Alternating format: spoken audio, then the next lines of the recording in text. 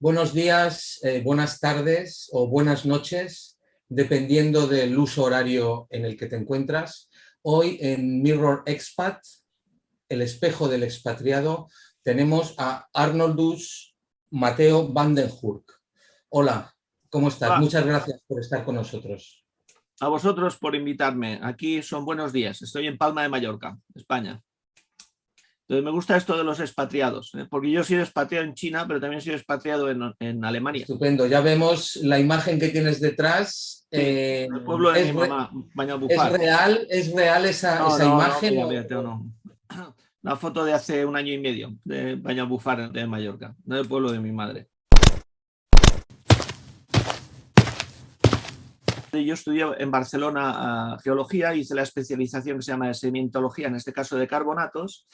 Entonces es muy curioso porque ahí estudiamos los ciclos de subida y bajada del nivel del mar relativo. Entonces años más tarde me ha servido mucho para el tema este del cambio climático y tal, ¿no? Pues he trabajado como geólogo de exploración en diversos países. Por ponerte un ejemplo, pues en Mauritania o en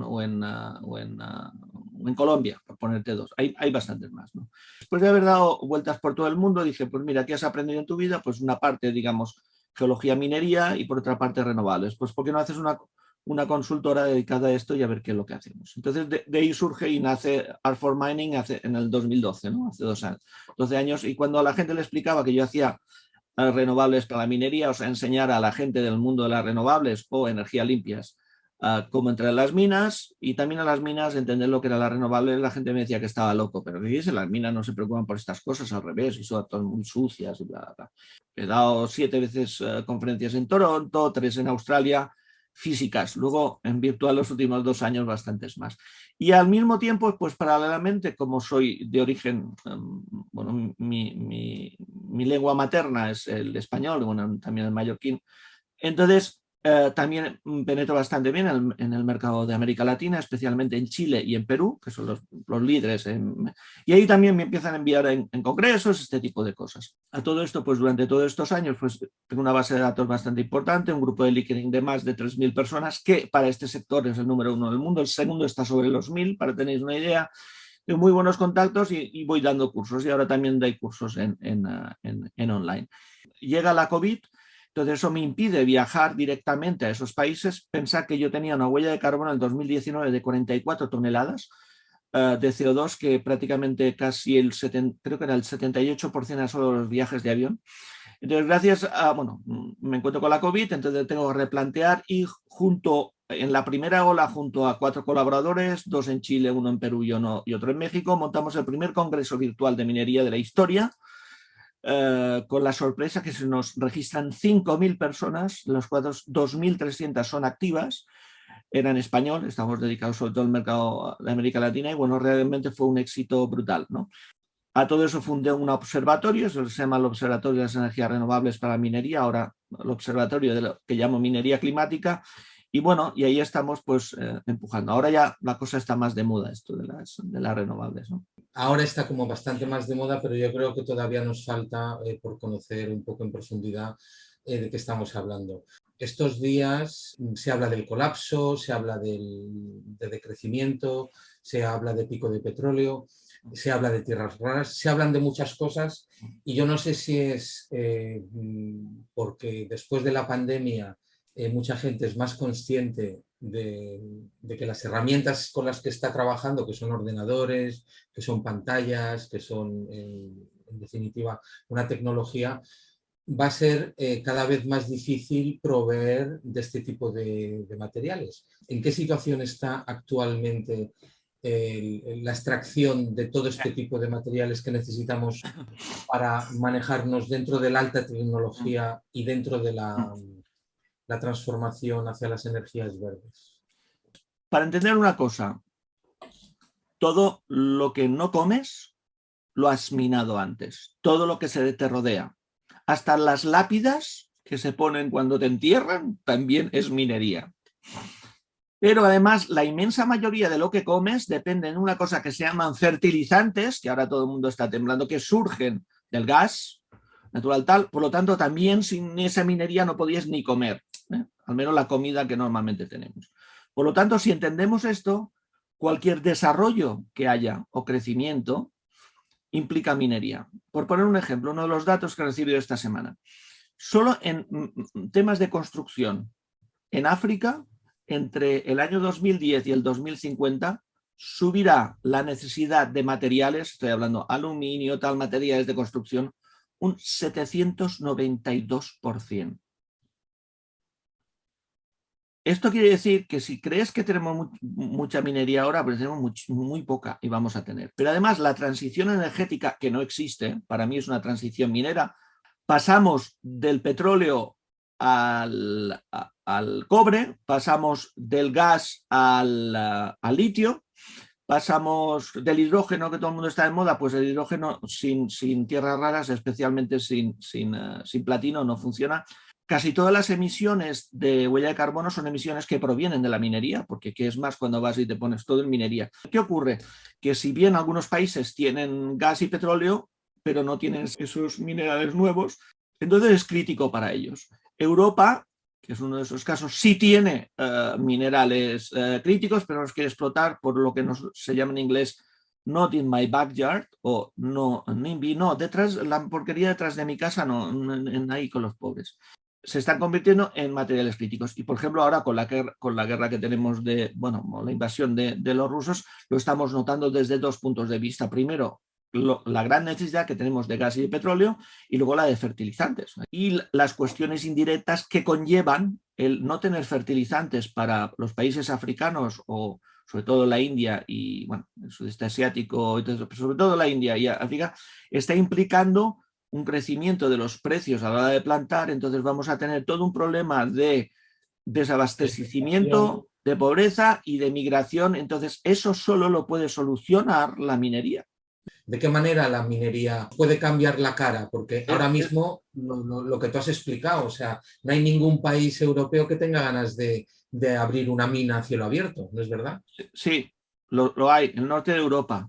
¿Sabes qué pasa? Que somos hipócritas desde muchos puntos de vista. O sea, nos gustaría cobrar, si eres un profesor, te gustaría cobrar lo que cobran los profesores finlandeses, ¿no?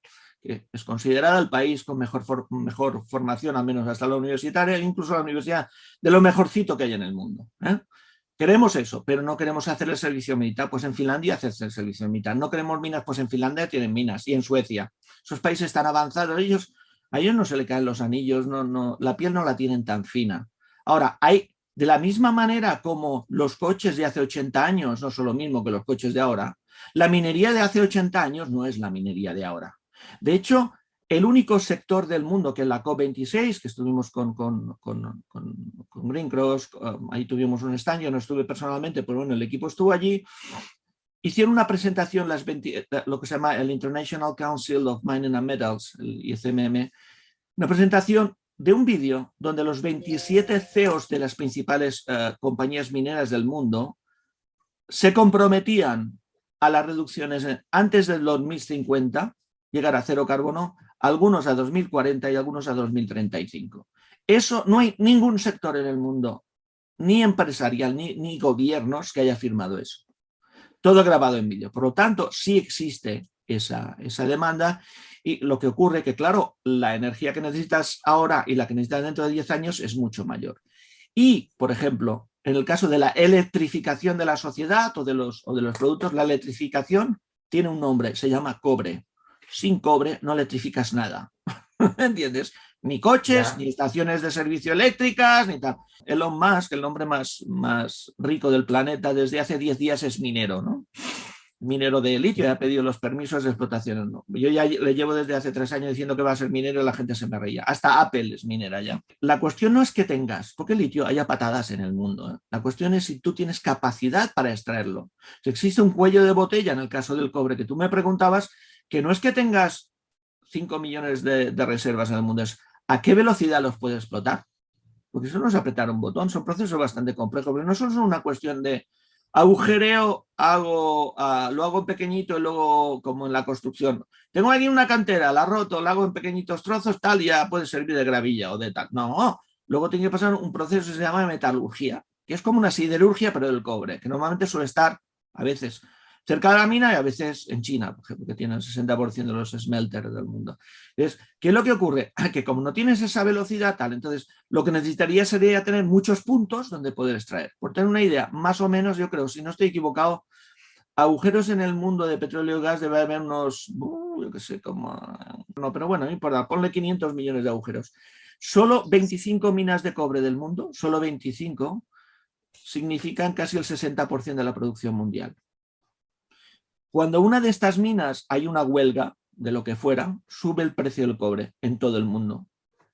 Tan sensible es el tema. Por ejemplo, el 30%, 32% de la producción es en Chile y luego entre Chile y Perú estamos hablando del 40, 45% de la producción. Si luego sumamos un poco la producción de otros países pequeños y de México, podríamos decir que casi el 50% se encuentra en América Latina, ¿no? Yo no veo que pueda haber tantos coches eléctricos como coches hay hoy en día Es que hay un error. movidos Bueno, por combustibles fósiles, ¿no? O yo, sea, yo, ha de yo haber también un poco una manera distinta de enfrentarse a las cosas, ¿no? Mira, independientemente de lo que tendríamos que hacer es cambiar nuestros hábitos, pero ahí ya no me meto. Antonio lo conozco desde hace tiempo y el trabajo que ha hecho es fenomenal. Pero uno de los graves problemas de muchos de los expertos de este mundo, incluyendo a mi buena amiga, por ejemplo, sí, Alicia Valero y tal y cual, que yo los conocía además a todos cuando lo del pico del petróleo. En aquella época aún no se había empezado el fracking y se pensaba que el petróleo se iba a acabar. Y dije, al tanto que os falta una cosa, con todo el respeto del mundo, no sois geólogos. El geólogo tiene un concepto mucho más claro de todo este tema. Entonces, existen maneras, y yo ya les hablaba de fracking. No, esto no existirá. Pues el fracking es el que nos está llevando el gas a España ahora. Los americanos de la guerra tal, básicamente es gas de fracking, porque como el precio está alto, lo puedes explotar, ¿no? Entonces y que, por ejemplo... Tú puedes sacar gas licuado por fracking, porque ahora el precio está alto. Claro, porque necesitas... O sea que el fracking es más costoso que una explotación convencional, igual con el petróleo, ¿no? Pero lo que sí es verdad que dice es que es más caro y además realmente no es rentable. A ver, no es rentable de forma directa, pero sí de forma indirecta, porque si tienes que pagar a terceros y depender, tu independencia energética depende de un tercero, eso tiene un coste que hay que ponerlo también en la cuenta de resultados. Por eso en España se puede hacer fracking. Perdona, yo he pasado en mi vida de ser un no antiecologista. Cuando era geólogo, yo estudié en la sedimentología, es la aplicación de la búsqueda de petróleo, ¿no? Entonces conocía a muchos geólogos de Shell. De hecho, mis directores de tesis, uno el de Tübingen, trabajó en 15 años en Exxon y yo incluso estuve a punto de entrar en el laboratorio central de Shell hace ya bastante tiempo. Entonces, empecé en esa época que no me creía nada del cambio climático antrópico. Eso es normal, a todos nos pasa. Hasta que luego me convencí. Me ha durado una época, entonces ya me volví que no, el cambio climático, y ahora llevo 3 años y digo, al tanto. Aquí vamos a balancear el tema. El tema no es, ¿vamos a dejar de emitir? No. El tema vamos a compensar lo que estamos emitiendo y si lo podemos quitar todo, fantástico. Pero si no podemos, que no podemos, por mucho que se emperra la gente. Esto es como lo de los políticos. Se creen que pueden controlar la economía. Y dicen, ahora esto va a pasar así, ¿no? Ahora en el año 2030, mira, llevamos 20 años o más, pero bueno, los últimos 20 años, que cada previsión que están haciendo sobre el cambio climático no se cumple ni una y no se ha despedido a nadie. Entonces, vamos a ver cómo podemos compensar. Hay mecanismos, pero tampoco no nos vamos a enrollar mucho. Lo que sí quiere decir es que de una u otra manera la solución tiene que ver con una política, con un apoyo político sobre el tema de la minería, porque es que la minería depende de permisos de la administración. Si no, no se puede hacer.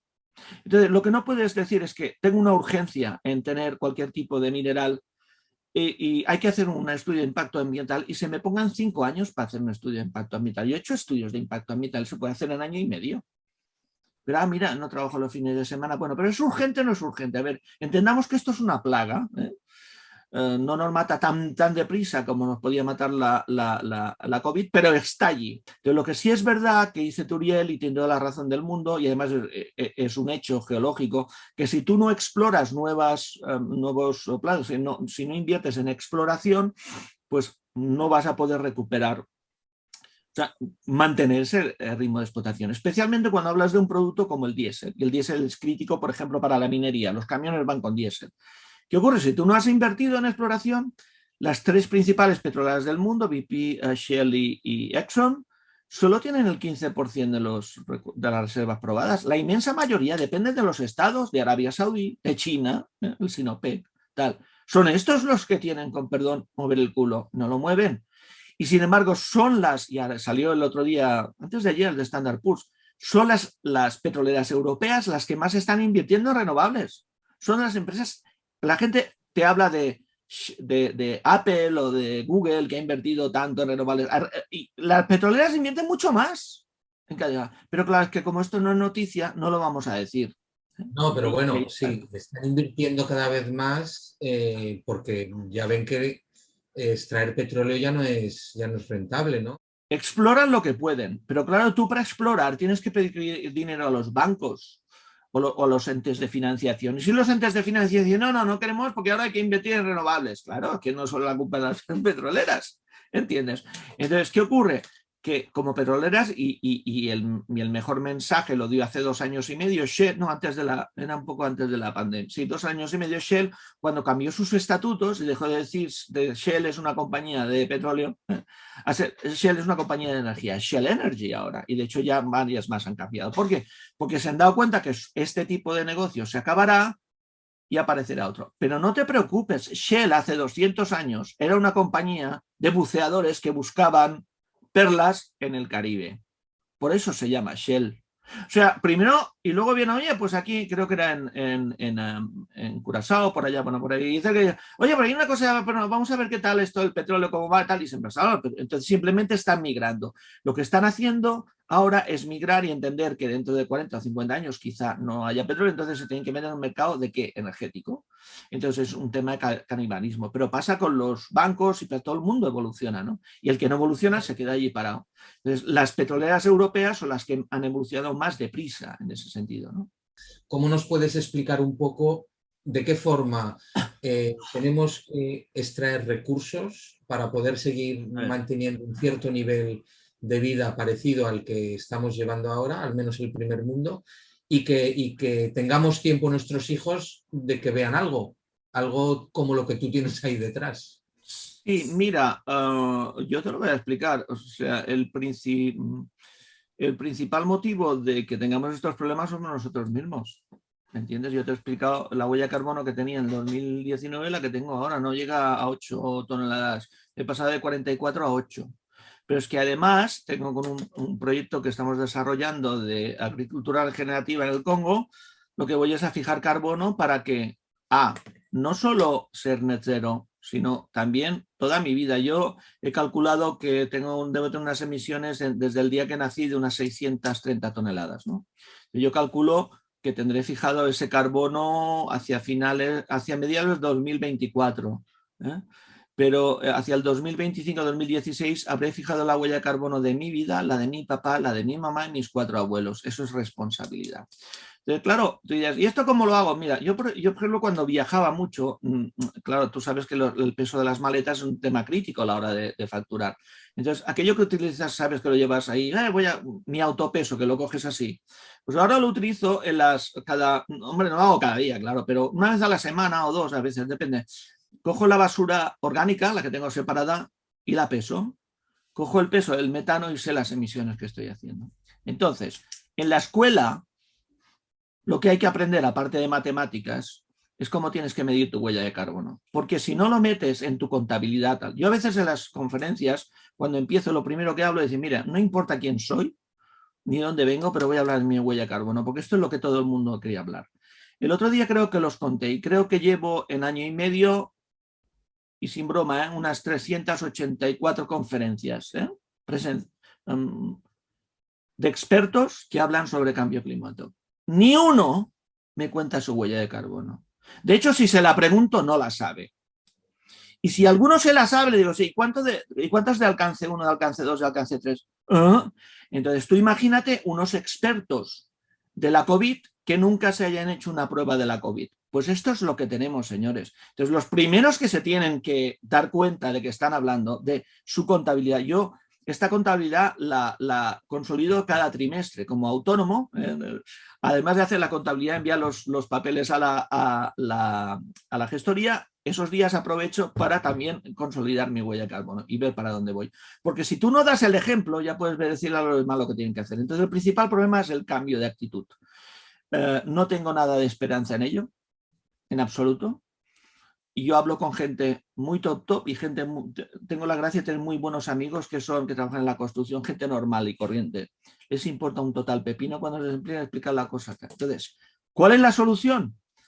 La solución, indudablemente, es plantar de una forma regenerativa los campos que ahora estamos haciendo no regenerativo. Entonces, la huella de carbono, o sea, las emisiones de carbono a la atmósfera no empiezan con la revolución industrial, empiezan con la agricultura no respetuosa con el medio ambiente en el tiempo de los egipcios, y es el arado. El arado es probablemente es, en el decurso de toda la historia hasta ahora, el arado es el arma de destrucción climática masiva más que ha existido nunca. ¿Y qué hace el arado? Cortar, romper, matar los hongos.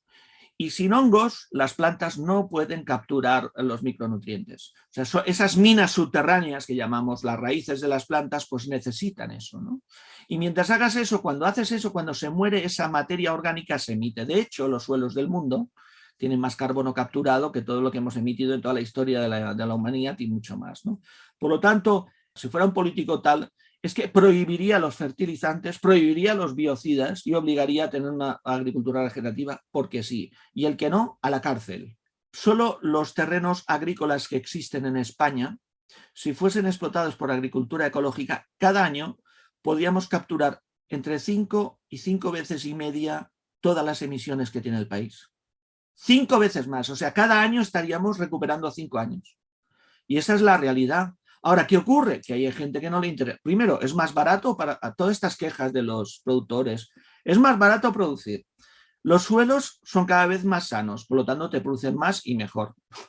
La ganadería, que no la haces extensiva porque la necesitas para ir a comer y cagar, y tienes que generar de bacterias, pues lo mismo. Entonces, existe otra manera de hacer las cosas y además es que es rentable. Pero claro, hay que luchar contra los poderes fácticos y ahí está. No quiero hablar de pozos de petróleo delante de las costas del Sáhara Occidental, ni de teluro ni tal igual, porque ya sabemos por dónde están dos tiros, ni quiero hablar de expresidentes que antes se apuntaban más al tema de trabajar en empresas, en compañías eléctricas, pero ahora se dedican a que les regalen minas por todo el mundo para seguir ahí, todos. No me digas que conoces nombres de expresidentes que les regalan minas. Claro. Pues no te lo voy a decir, porque eso no voy a tener un problema. Pero todos, en España no se sabe ni uno. Ni uno.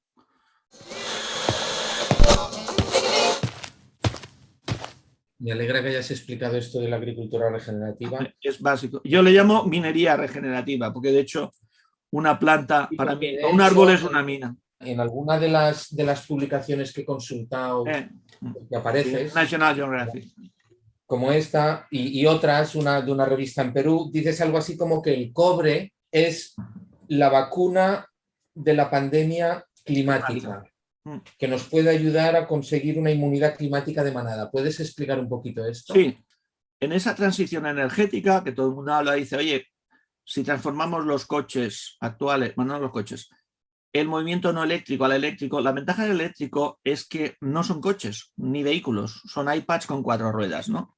Por lo tanto, es de la misma manera que yo soy de iPhone. Tu iPhone no es lo mismo que el teléfono que tenía los Nokias cuando nos conocimos en China, con los Nokias, que bueno, era otra cosa, ¿no? Entonces, claro, funciona, de hecho casi no lo utilizas ni para hablar, ¿no? Entonces con los coches pasa igual. Entonces, por una parte tenemos el salto al coche eléctrico, pero luego por otra parte tenemos el car sharing, o sea, ¿por qué tengo que tener un coche? ¿Me entiendes? Por lo tanto, eso de que tengo 20 millones de coches, voy a necesitar 20 millones de coches eléctricos, es craso error, es que hay que ser cortito. Hay un par de muy buenos estudios en el tema que, bueno, el Tony Seba, por ejemplo, el profesor de la Universidad de Stanford lo dice muy claro. O sea, el 94% del tiempo tu coche está parado. Por lo tanto, vamos a empezar. Por lo tanto, podrías decir que de esos 20 millones, realmente, si hacemos car sharing, a lo mejor no necesitamos Ni 5 millones. O sea que no va a haber tantos coches eléctricos. Por eso el de Tesla va tan acelerado. Porque los otros se creen, pero el concepto de industria automovilística va a quedar, lo cual es muy bueno para el medio ambiente, para todo. Y ese cambio de actitud de vamos a compartir y no usar y tirar, que es lo que estamos haciendo ahora, es muy positivo, ¿no? Todo eso depende de que tengamos cobre. Entonces, cobre sería uno de los participantes de esta nueva vacuna, que es la básica. Sin esa no puede, sin cobre no podemos. Porque para conducir electricidad podemos utilizar plata, ¿no? Es el único que conduce más deprisa, pero los costes son, vamos, de locura. De hecho, las placas solares sí que llevan algunos filamentos, ¿no? Entonces, o esto o aluminio, pero aluminio baja tanto su eficiencia que también es una puta burrada, es estar gastando mucho más. Entonces, el cobre por eso es tan crítico para el desarrollo de esta nueva sociedad. Entonces, y por ejemplo, España es un buen país porque, por ejemplo, ya en tiempos de los tartesos se explotaba el cobre. De hecho, el término España es tierra de metales, una de las acepciones etimológicas. Y para el Imperio Romano, durante casi 600 años, la reserva no solo de aceite de oliva, sino la reserva de oro y la reserva de muchos metales del imperio era España, ¿no? Bueno, la península ibérica, perdón. Tenemos que cubrir eso se tiene que proceder y eso es lo que es un mineral crítico y estratégico, es algo que no podemos, porque dicen, es que el cobalto, mira, el cobalto, tú puedes hacer baterías con cobalto y baterías sin cobalto. Es que son más eficientes, sí, pero sí, es más eficiente si no tienes que matar niños en el Congo. Si quieres matarlo, lo matas, es más eficiente, pero no va por ahí. Entonces, hay algunos de estos metales que puedes prescindir. Es verdad que pierdes eficiencia, pero puedes prescindir. No puedes prescindir del cobre. No puedes. No hay nada que te conduzca a la electricidad ahí. Antes has hablado de Alicia Valero, que con su padre están investigando sobre todo el tema de las tierras raras y ellos hablan de un concepto que tú también has mencionado, que es algo así como la minería urbana. ¿Hay posibilidad de recuperar muchos de estos materiales que son, digamos, de difícil extracción porque su proporción en la naturaleza están, digamos, muy dispersos, ya de los móviles antiguos, de los ordenadores antiguos, de toda esta tecnología que ya tenemos en uso? Mira, yo he explicado primero lo que era un poco la minería, lo que llaman minería climática verde, o sea, utilizar renovables, energías limpias en la minería. Luego te he hablado de la minería climática natural o regenerativa y ahora hablemos de la tercera, que no va en ese orden, que es la minería climática urbana. Eso que le llaman economía circular, no es economía circular, es minería circular. Todos son transferencias de unos a otros. De hecho, cuando tú vas y tiras tus latas de Coca-Cola o de cerveza o de lo que tú tomes, se reciclan tal, se ponen unos paquetes, pesan tal toneladas. ¿Dónde crees que se vende ese aluminio? En la London Metal Exchange. ¿Y dónde va ese bloque de aluminio? A un smelter de aluminio. ¿Y de quién es ese smelter de aluminio? Pues es de Río Tinto, una compañía minera. Es que la gente también se cree que la economía circular las ciudades van a solucionar. No. E indudablemente las mejores minas que tenemos, o sea, vivimos sobre una mina y no la utilizamos, ¿no? Entonces, yo me acuerdo cuando se presentó el Climate Mining, Smart Climate Mining en el Banco Mundial, el lanzamiento del proyecto en 2019. Me acuerdo que era el 1 de mayo, todo el mundo trabajaba, nosotros estábamos allí.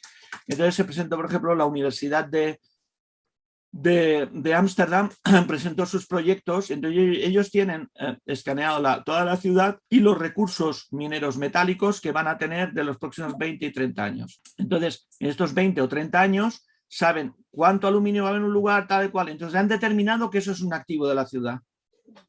Y al determinarlo así pueden vender a futuros los metales que tendrá la ciudad. Aparte de metales hay otras cosas, ¿no? Pero por hablar de metales, que es lo que más eficiente. O sea, los grandes metales que son hierro, aluminio, cobre. El hierro prácticamente se saca de los coches de reciclaje, sabes, en Europa casi el 90% está reciclado. Entonces, luego hay los metales especiales o tecnológicos, tienen diferentes tecnologías que tienen todo lo que tenemos en nuestros móviles, tal y cual. Este tipo de reciclaje es necesario y eso es verdad. Ahora, eso no va a solucionar el problema, ¿eh? Eso lo mitiga. La gracia es que, por ejemplo, una tonelada de cobre explotado en mina te puede aplicar de 4 a 6 toneladas de CO2 emisiones, ¿eh? Y sin embargo uno reciclado de 1,5 no llega a 2. Por lo tanto, si mezclas los dos, te está bajando realmente las emisiones, ¿no? No es una captura indirecta de carbono. Por lo tanto, indudablemente el reciclaje es clásico. Pero para ello, como dice Alicia, su padre, tenemos un encanto de personas. También hay que pensar en cómo yo diseño el producto para que pueda ser. Yo creo que el gran punto, sobre todo en el mercado tecnológico, lo va a dar Apple el próximo junio cuando haga su presentación de los nuevos iPhone y el nuevo servicio de alquiler. O sea, tú podrás alquilar tus iPhones, tus ordenadores tal y cual, y cuando pase el año y salga el nuevo, podrás coger el nuevo y tal y cual. ¿Por qué? Porque Apple tiene ya diseñados, ya hace años está trabajando, están muy avanzados en eso, en la recuperación de los materiales. De hecho, desde hace 1,5 años, y especialmente en los nuevos proyectos, las tierras raras de los productos de los móviles, los iPads y los ordenadores de Apple ya son todos 100% reciclados. Apple se plantea de aquí al año 2030 que todos sus productos, todos, sean 100% de minería urbana, que llamo yo. Si es que no tenemos minería, no, es otro tipo de minería porque tiene que ser fundida igualmente. Estamos hablando de la empresa de mayor valor del mundo y yo creo que lo seguirá siendo dentro de unos años hasta que Tesla lo supere. Pero las dos compañías líderes piensan así y los demás les van a ir detrás.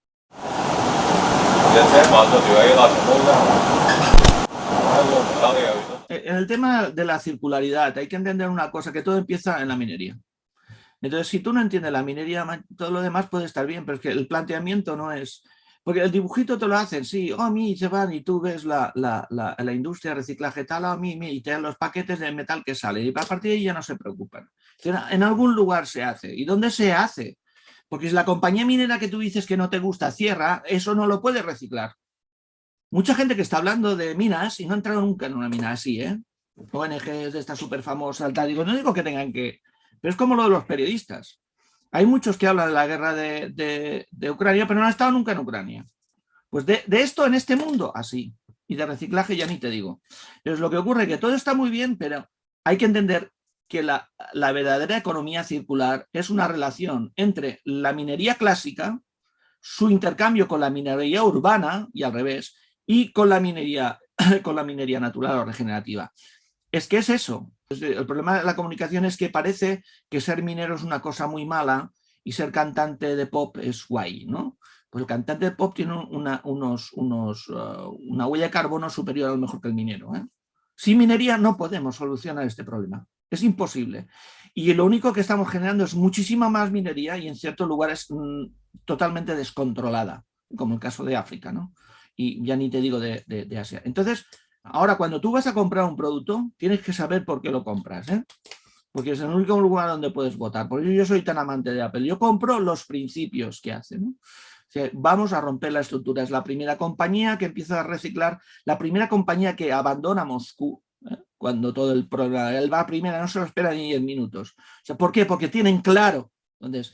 Y muchos de sus usuarios lo son. De la misma manera que los de Tesla, les pasa exactamente lo mismo. Porque ¿por qué el señor Elon Musk no tiene casas, ni chalets, ni barcos como los rusos de 50 metros? Ni rollo. No tiene eso. Porque su misión es cambiar este mundo, ¿me entiendes? Entonces, si tú como consumidor, tu misión no es cambiar el mundo, entonces siempre compras lo más barato, que al final lo más barato lo vamos a pagar todos. Esta es la realidad y esto es lo más importante de entender, ¿no? Yo por aquí he leído sí. Que plantas árboles en el Congo. Explícanos un poco eso. Entonces, con unos clientes, digo de ahí, que además tiene una empresa logística, se dieron cuenta de que, claro, la logística consume diésel y dijeron, oye, nosotros queremos reducir nuestra huella de carbono, ¿cómo podemos hacer? Oye, pues una manera es plantar árboles. Primero nos plantamos el tema de plantar árboles el año pasado, pero vimos que necesita mucho tiempo en crecer y en el Congo crece 3 veces más rápido que en España. Por ejemplo, ¿no? Por eso elegimos también el Congo. Y los suelos son mucho más fértiles. Entonces nos dimos cuenta que eso, aparte que conlleva otros problemas, ¿no? La gestión forestal en el país. Y luego cuando descubrimos el tema de la agricultura regenerativa, digo, ¿y por qué no esto? Tal. Entonces hemos medido, ya les he medido para reducir su huella, o sea, set net zero el año que viene y en 4 años recuperar todas las emisiones desde el año 2007 que empezó la compañía, ¿no? Y digo, oye, ¿por qué no lo hago yo para mí? Entonces hemos implantado, allí ya estamos preparando una hectárea y hacer las mediciones de la captura. Entonces yo calculo que en 3-5 años habré mitigado mi huella, la de mis padres, la de mis abuelos. No tengo hijos, o sea, no te puedo en ese sentido. Entonces, también ser como ejemplo y explicarlo. Entonces, básicamente es, tomas un terreno, con la compañía esta compramos el terreno, lo ponemos en gestión, siempre y cuando continúen, sigan unas directrices. Las directrices es sin biocidas y tal, que haya mucha biodiversidad. A la hora de plantar las plantas, además lo bonito es que cuando tú has recogido la colecta, lo que sea, y aplanas todo lo que te queda, se va pudriendo para generar más enriquecer el suelo. Entonces las raíces se pudren y entonces quedan espacios. Esos espacios son buenísimos para el agua. De hecho, hay ratios en Estados Unidos de 8 veces más. Por lo tanto, si hay sequías, y más que sequías, si lo que hay son lluvias muy intensivas y muy dispersas en el tiempo, esa esponja, que se llama, como dice el experto, el australiano, esa esponja es la que te permite eso estar verde y al lado verlo totalmente, por no verse generado así. Entonces esa es la idea. Marcar con el ejemplo, se puede hacer, y además lo más bonito es que es social, porque estás generando comida buena, de buena calidad, la gente disfruta. Además en estas regiones todos son de una manera agrícola o agrícola-ganadero, entonces, pero también tienen sus ideas. Yo es que mi abuelo lo hacía así, bueno, este es terreno y yo te lo pongo en alquiler, es gratis para ti, explota todo lo que salga de ti, pero lo tienes que hacer de esta manera. O sea que es lo que hacía tu abuelo, pero sin arar, solo aplanando. Si quieres lo coges, si no. Y parece que la cosa está funcionando, ¿no? Y luego también tenemos un proyecto ahí muy bonito, que es el tema de taxis eléctricos, o sea, también para rebajarlas con baterías. Entonces hacemos una planta, estamos precisamente mañana, tengo una reunión donde hacer una planta de energía solar donde carga baterías. Las baterías serán puestas en motos eléctricas también para bajar. Primero porque es muy rentable para ellos, es muy caro para que no haya tanto diésel. Entonces, entre una cosa y, o sea, no solo es regenerativa, sino lo que buscamos también es esa reducción y dar un poco de ejemplo, ¿no? Y una de tus misiones, por lo que he leído, es comunicar un poco todo esto, ¿no? Sí, la idea, porque en el último año y medio me forma mucho en tema de copywriting. Yo, de hecho, tengo un máster, un MBA de hace muchos años en comunicación, y uno de los problemas es el tema de qué es lo que comunicas y cómo comunicas. La verdad que la comunicación es bastante vaga, ¿no? Pues de la minería hacia allí y al revés. O sea, precisamente no se sabe explicar cuál es el problema, y al no entender el problema es muy difícil poner soluciones. Y la gente no entiende cuál es el problema, porque no sabe ni la huella de carbono ni lo que implica cualquier cosa de esa. Y sobre todo para protegerse ante lo que se llama el greenwashing, ¿no? Ahora todo el mundo es verde, ¿sabes? Sí. Menuda risa, ¿no? Hace 10 días no, y además no lo son. Te dicen que lo son y luego le pregunto, ¿cuál es su huella de carbono? Tío, no has entendido nada. No, claro. Ahí vamos. Esperemos que esta entrevista en Mirror Expert haya podido servir un poco. Desde luego, al menos ya yo voy a intentar medir mi huella de carbono para la próxima vez que nos veamos, te la cuente. Sí. Y no es mucha, creo que no es mucha, porque hace tiempo que estoy en China sin poder volar, bueno, porque no podemos salir. Y antes de venirme para acá, yo vendí mi coche, un diésel precisamente, con lo cual seguro que mi huella de carbono ha disminuido considerablemente. Sí, habrá disminuido, pero hay muchas cosas indirectas que desconocemos. La cuestión es la huella de carbono 1, que es la propia, la que tú estás hablando ahora. La 2 es la electricidad que tú estás comprando, es renovable o está hecha por carbón, porque en China casi toda es por carbón, por lo tanto tu huella es más superior allí que aquí. Y luego la 3 es de dónde vienen los productos que tú recibes y hacia dónde van los productos que tú envías, ¿no? La que fuera. Entonces, claro, si tú estás comiendo cualquier cosa que tiene que venir de la otra parte del mundo, pues eso tiene una huella de carbono. Hay mucha huella de carbono que es hidden, que está oculta, que desconocemos también por falta. Ahí yo te aconsejaría un libro que se llama, es un periodista británico que ya publicó su libro hace años, ha hecho una nueva reedición donde explica, por ejemplo, la huella de carbono de un email. Que hay cosas que no te das cuenta y dices, Dios mío, no sabía yo que cuán malas son las bananas. Se titula, es buenísimo el libro, está muy bien. Estamos de acuerdo que la información, ya lo has comentado también antes en otros foros, hay que intentar tenerla siempre desde quien sabe. O sea que Sí, muchas pero gracias. no solo un tema de conocimiento, es un tema de ética. Ya lo decía Steve Harcovy. Decía, ¿qué es la sabiduría? La sabiduría es conocimiento más ética. O sea, y lo que está ocurriendo últimamente, la gente se enamora de todos los temas tecnológicos, tal, o sea, mucho conocimiento, pero poca ética. Y ahí es donde está el error. Y nos pasa en este sector, lo vemos. Hay mucha gente que habla y dice, oye, ¿cuál es su huella de carbono? Ah, entonces usted no tiene ética. O sea, no puede decir que usted es un experto y darme a mí clases si usted no lo aplica. Y ya. Muy bien, pues encantado de haberos Muchas conocido. gracias. Y estamos en contacto, me dices cosas. Hasta pronto. Gracias. Cuando 噜咕噜咕。你们那个老外，国家有没有情况？